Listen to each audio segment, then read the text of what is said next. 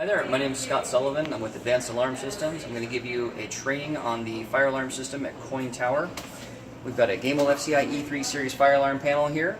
A couple things you need to know about the fire alarm system out here.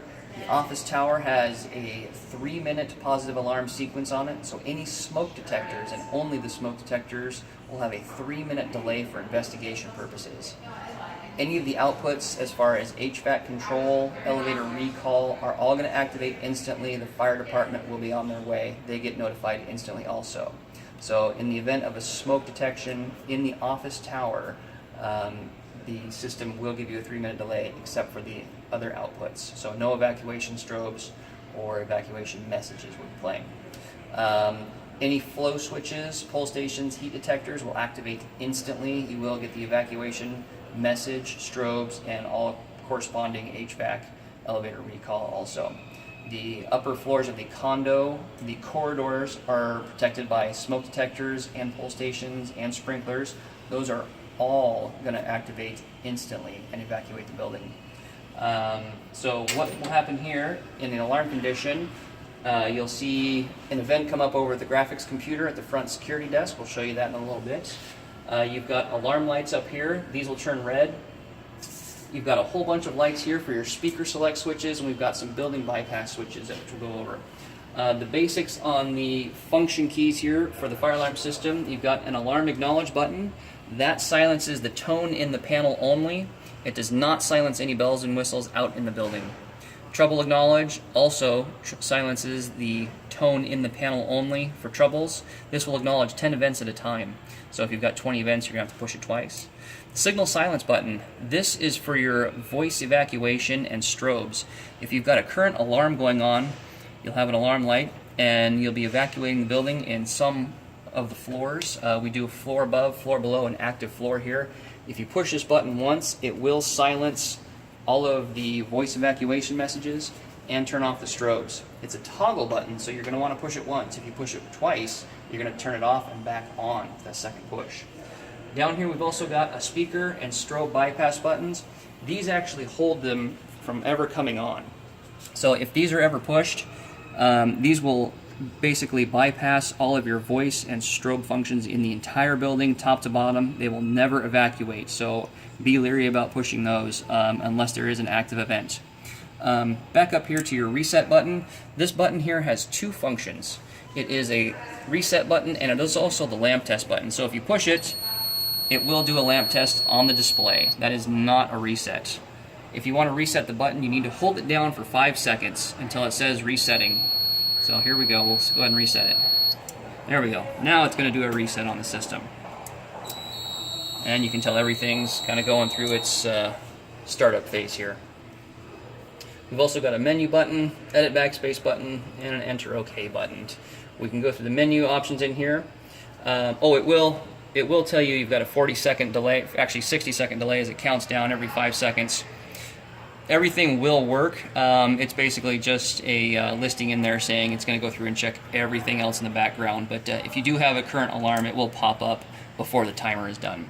With the menu button, you've got 3 levels of passwords in here. If it ever asks you for a level 1, 2, or 3 password, that level is going to be, level 1 is going to be all 1s, level 2 is going to be all 2s, 3 is all 3s. So if you want to set the clock, which is number 4, I timed out, you'll push 4, it'll say type password for level 1, you just enter all 1s, and there you go. You can set your time by pushing 1. And this is where you would key in your time and date. Hit OK when you're done. The menu button also backs you out of the menu if you want to back out of it. There we go. That's kind of a quick tutorial on that. Back down to these buttons. These buttons you only want to ever use if you know you're going to be setting off the fire alarm system, or if the system has already gone off and you don't want anything to activate. You do not want to use these if you're going to be just doing maintenance on the system, or if someone's going to be working. These take down the entire building top to bottom. So you will not get speakers ever, strobes ever, recall. This will bypass your security doors, your HVAC bypass, and your radio bypass also. We've got a stairwell unlock, so if you do need to unlock your stairwell doors, you can come over here, push this button, and it will go through and unlock all the stairwell doors. We've got a 19th floor chiller alarm. What will happen is if the water level on the 19th floor chiller gets below the normal level, it will sound off this horn strobe right here, and it will be quite annoying. What you can do is push this button, and that will give you a 5-minute timer to silence this. After 5 minutes, the horn strobe is going to go back off again until the event has been fixed, until the water level has been fixed. If need be, you can go over and disable the point at the graphics computer so that it doesn't keep going every 5 minutes, but we don't want this left unattended is the idea. Same thing with the second floor IT room. There is a little data closet on the second floor for the building management, and it has a high temp sensor in it. If that goes above, what's the temperature on it? I think it was 80 degrees roughly. It will sound this horn strobe here, and that's all that these two devices are for. We've got a high temp room and a low water level alarm horn strobe, and that will get your attention. This will give you another 5-minute delay on that horn strobe until the event has been cleared or the room has been cooled off. This button here will turn on the 19th floor generator. This button here doesn't do anything. We just use the LED status indicator on here to let you know that the 19th floor generator is running. So when that turns green, you do know that it is running. These buttons over here, this is basically your whole office tower and condo tower. You've got speaker select switches. Basically all the way down you've got a stairwell speaker, B3, B2, first all the way up through the mechanical up on 32nd through 34th. Excuse me. If you want to talk to a floor, all you have to do is come over here, poke the button, pick up the microphone, and talk. It's that simple. If you want to evacuate that floor, we have a couple message buttons down here. We have a play evacuate message. We have a testing message, which will broadcast that we're testing the fire alarm system. And we have an all clear message, basically saying we're done testing the fire alarm system. You can also select those if you like. Or you can just pick up the mic, key it up, and just start talking. You can select any floors that you want, all the floors. There is an all call button here that will go through and select the entire building. This will evacuate the entire building or notify everyone in the entire building. On that note, we do have an instant full building evacuation pull station right here. This is if you want everyone out of the building right now, and this will go from bottom to top, condos included. So only pull this unless you really mean it. We've got bypass buttons over here for each floor. What these bypass buttons do, they're a little different. If we're going to bypass a floor's devices, this will bypass their outputs. This does not bypass the inputs on the system. So if you bypass the 5th floor, what that's going to do is going to hold the points.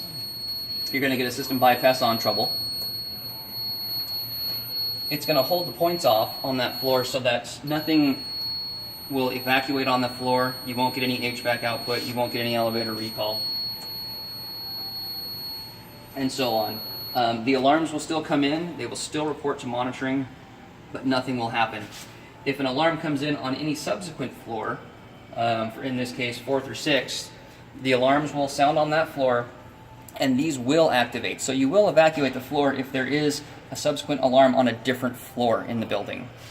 And we did that so it's a little bit more safe for the occupants on here. So any alarms will report. If you want a specific device on the floor or all the devices on the floor, we can do that through the graphics on the computer at security, and we'll show you that here in a little bit also. These are push on, push off buttons. So once you're done, you can just go ahead, select them and deselect them. There we go. Okay, so this is your HVAC control panel and your fire phone panel. This will control all the HVAC functions in the building. All the HVAC functions are automatic unless you push the HVAC bypass button over here. This bypasses all of the automatic functions.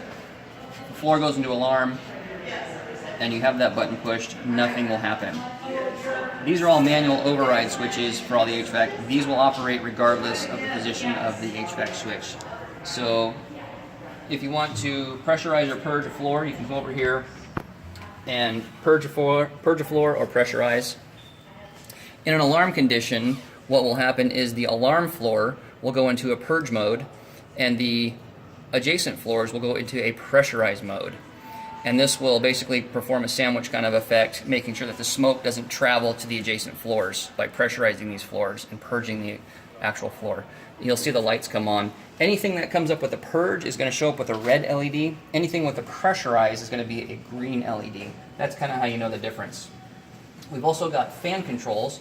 Not everything has a pressurized and purge, but there's also main office supply fans, condo fans, elevator fans. General alarm, you'll have elevator fans kick on for pressurization, stairwell fans kick on for pressurization, and some other adjacent alarms that you'll see kick on too. For the office tower, we've got a main supply office fan and a main exhaust fan. These kick on for office general alarm. These provide both exhaust and supply functions for the entire office tower. So over for the condo areas, these are all push on, push off. So if you wanted to activate a pressurization fan, or in this case, we've got the condo stairwells, condo elevator, kitchen exhaust, heat pump supply. You'll push this button, it will turn it on. You'll push this button to turn it back off. All of the override off buttons is a manual override. That will keep them from ever turning on. It's kind of like a safety stop. So if you ever want these to not activate ever, you can push that button and it will never pressurize. It will never turn on.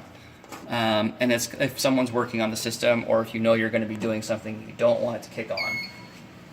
Same thing down here. We've got some third floor public lobby, north public lobby devices, atrium lobby. These are all stairwell down here. These are all Koin TV down below. And these are all for pressurize and purge. They also have some additional relays for activating their own alarm sequence downstairs. Okay, at the front security desk, we have your graphic system here. This is going to be one of the most powerful tools you've got here. You can do pretty much anything you want here except use your voice evacuation or activate an active alarm. So it's all basically, you've got a touchscreen computer here. You want to make sure that you've logged in. If you've logged in, you'll notice you'll have a little check mark here. If you do not have that check mark, that means you are not logged in. This allows you to acknowledge any events. Any new events will show up here. Any existing events will show up down here. Once you click on an event, which we'll show you in a little bit, it will also display what it is down here. Using the mouse, I find is a little bit easier. This is a touch screen, but you can zoom in relatively easy with the mouse with the scroll wheel on here. For instance, if you want to disable a point on the 10th floor, you can click on the 10th floor, go to a device. If someone's going to be working in this area, all you have to do is right click on it. You have several options. You can enter a user response, history of device, acknowledge, silence, reset. These are actually all both do the same thing. Region and known do the same thing. Enable and disable points. So if we want to disable the points, we'll go ahead and click on it. It's going to show up here as a disabled device. We can go ahead and acknowledge it. Once it's acknowledged, it drops down to the acknowledged devices. And if you click on it, it will show you down here the point type. It says it's disabled. It will say the node number, the loop number, and the address. All of the points on the system have their own individual address. They all reside on a node, which is a card, and a loop, which is one of two loops per card. We'll also give you a description. One of the nice features, you can actually pull up the history of the device as opposed to the entire panel. This probably won't have much of a history to it. It's one device, and it's a new system, so it will tell you that it was just disabled. So you can close these out. Once you're done working in the area, and you can go through and disable multiple devices if you need. You can enable the point, and it will clear. Once it's cleared, it will go over here and show that it has been restored. When the keypad, actually what we're going to do is we're going to turn the volume up just a little bit on this because we want to make sure you can hear it. We also have HVAC purge, pressurize, and alarm. You can activate the HVAC for the floor from here. If you want to pressurize the floor, you can right click on it and you can hit activate and deactivate. So as opposed to hitting the buttons at the fire panel, you've got two options to activate them here locally. There is a 10th floor speaker select here. You can activate it if you like, but you still have to go over to the fire panel to use the microphone. The main screen button here takes you back to the home. Any events that come up I guess I can show you. We'll pick a different floor. Let's pick the 6th floor. If we disable the point on here, it will show up. I can hear the panel over there making some noise. This is making its noise. We'll go ahead and acknowledge it. It will acknowledge not only the computer, but it will acknowledge the fire panel. If we scroll out and we go back to the home screen, we will see that it has indication that there is a trouble on the 6th floor. In a normal condition, everything like you saw will be clear. So we can click on that. I hit the wrong floor there. There we go. Find it. If this were an alarm condition, it would show up as a red indication, and it would show, or actually make a different audible tone for it. So we'll go ahead and enable the point. You can also reset the panel from here, but make sure there is no alarm before anything happens. There is some liability having it logged in to where you can reset it here, so you want to make sure that everything is clear. Everything has been mapped on here. Everything has its own address. If you want to look at it, you can just click on the point. It will show you everything about the point down here. It's got the node number, the loop number, and the physical address of the point. Tell you what type it is. It's a photoelectric, and the label of the device. Any events that happen that come in here will automatically zoom to that point. If this detector went into alarm, it would automatically zoom here, turn red, and make an audible tone. You would then have your 3-minute delay to go investigate, and you know exactly where to go. And like I said, all flows and tampers, pull stations, heat detectors are instant. That's something that you basically just need to go investigate and make sure everyone starts evacuating. It's all point and click. It's very simple. Once you've been logged into here, you can feel free to click and play. There's really no way to hurt it, but we tried to make it real easy for you.